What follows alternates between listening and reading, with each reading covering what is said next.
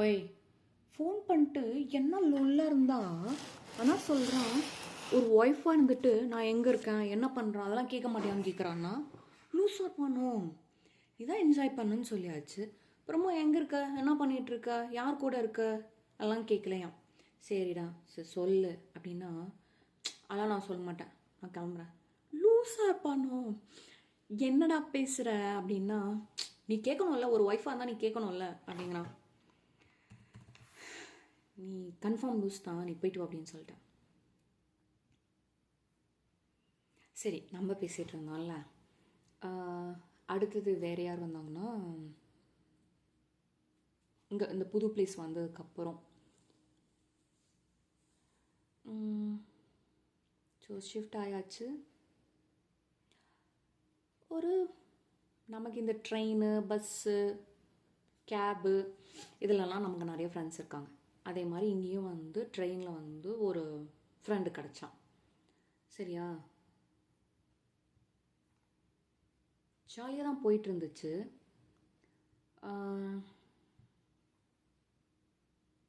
என்ன சொல்கிறது, வேற என்ன,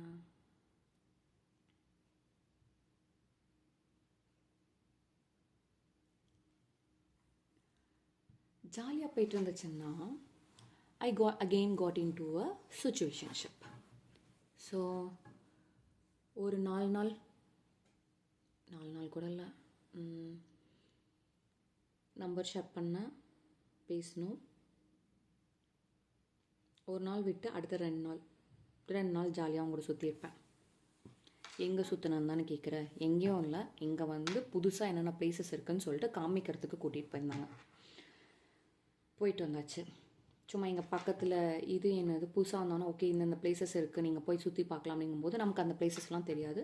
ஓகே ஸோ நான் ஃப்ரீயாக இருக்கப்போ வரேன்னு சொல்லிட்டு அவங்க ஃப்ரீயாக இருக்கப்போ என்னை கூட்டிகிட்டு போனாங்க.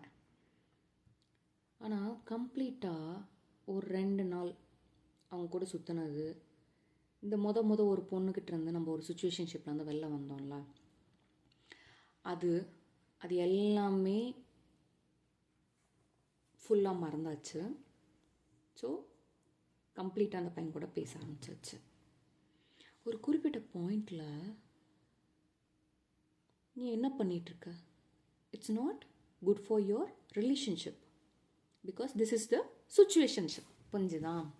நான் ரொம்ப சீரியஸாக பேசிகிட்டு இருக்கேனா, கவலைப்படாத, இதுலேருந்து எப்படி வெளில வந்திருக்கோம் அப்படிங்கிறத மட்டும் நான் சொல்லிடுறேன். அப்போ ஓகே என்ன சொல்கிறது, நம்ம அந்த ஃபஸ்ட்டு பொண்ணுக்கிட்ட என்ன பண்ணோம்னா நம்ம நம்பரை டிலீட் பண்ணல, அப்பப்போக்கு மெசேஜ் அனுப்பினோமா, என்ன சொல்கிறது, டெய்லியும் ஒரு 10 தடவை கால் பண்ணுறவ மினிமம் 2 டைம்ஸ் கால் பண்ணுவேன், மெசேஜ் பண்ணுவேன். அப்புறம் என்ன சொல்கிறது, அது கொஞ்சம் கொஞ்சமாக கம்மியாகி வாய்ஸ் மெசேஜ் போட்டேன். ஒரே ஒரு நாள் தான் மெசேஜ் பண்ணால். ஸோ எனக்கு கொஞ்சம் பிரச்சனை போயிட்டுருக்கு. ஸோ என்னால் I need some time to overcome on that அப்படின்ற மாதிரி சொல்லியிருந்தா. ஓகே ஒன்றும் பிரச்சனை இல்லை, ஐ ரெஸ்பெக்ட் தட், நீ உன்னோட டைம் எடுத்துக்கோ, ஒன்றும் பிரச்சனை இல்லைன்னு சொல்லிட்டு if you need me let me know அப்படின்ற மட்டும் சொல்லிட்டு விட்டாச்சு. அதோட சரி. அதுக்கப்புறம் மெசேஜ் பண்ணணும்னு தோணினாலும் பண்ணுறதில்ல, ஆனால் நம்பர் டிலீட் பண்ணல. But it took me a long time. So இப்போ இவங்கிட்டருந்து எப்படி வெளில வர்றது, இட்ஸ் நாட் லைக் என்ன சொல்கிறது, நான் கண்டிப்பாக வரணும் இந்த பொண்ணும் பண்ண மாதிரிலாம் எதுவும் பண்ணல. ஸோ இது I have took the decision because நான் ஒருத்தங்களை ரொம்ப டிபெண்ட் பண்ணி போயிடக்கூடாது இல்லை, அதுக்கு இது ப்ரிகாஷன் மாதிரி. கரெக்டா?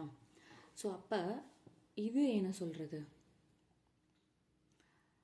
பேசி முடித்தோடனே நம்பர் டெலீட் பண்ணிடுவேன். ஏன்னா அவங்களா பேசுகிற வரைக்கும் நான் கான்வர்சேஷனை ஸ்டார்ட் பண்ணுவேன். பட் என்கிட்ட ஒரு கெட்ட பழக்கம் என்னென்னா, என்கிட்ட நம்பர் இருந்துச்சுன்னா உடனே மெசேஜ் பண்ணிடுவேன். ஹே யாரோ நமக்கு கால் பண்ணுறான், வரேன்.